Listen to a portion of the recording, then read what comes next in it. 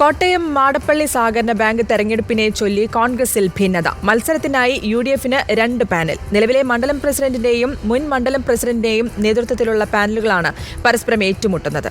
കെപിസിസിക്ക് പരാതി നൽകിയതിനു പിന്നാലെ അന്വേഷണത്തിന്റെ 2 അംഗ സമിതിയെ നിയോഗിച്ചു.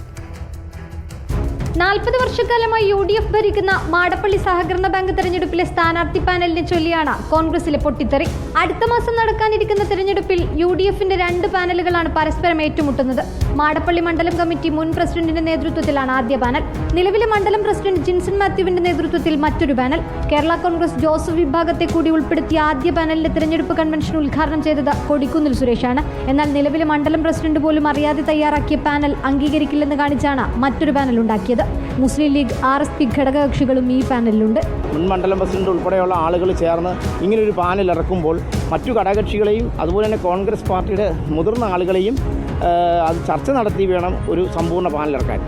അവരത് ചെയ്യാതെ കുറേ ആളുകളെ, അതായത് ഞാൻ പറയാം, മിനിഞ്ഞാന്ന് വരെ ഇടതുപക്ഷത്തിന് സിന്താവ വിളിച്ച ആൾ ഈ പാനലിലുണ്ട്.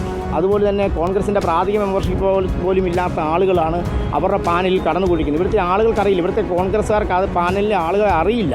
ജില്ലയിലെ തിരുവഞ്ചൂർ പക്ഷവും KC ജോസഫ് പക്ഷവും തമ്മിലാണ് മത്സരം. ഇരുകൂട്ടരും ഔദ്യോഗിക പാനൽ തങ്ങളുടേതെന്നും വാദിക്കുന്നു. നിലവിൽ KPCCക്ക് നൽകിയ പരാതിക്ക് പിന്നാലെ അന്വേഷണത്തിനായി 2 അംഗ സമിതിയെ നിയോഗിച്ചിട്ടുണ്ട്. KPCC വൈസ് പ്രസിഡന്റ് VP സജീന്ദ്രനും ജില്ലാ ചുമതലയുള്ള MJ ജോബിനുമാണ് അന്വേഷണ ചുമതല.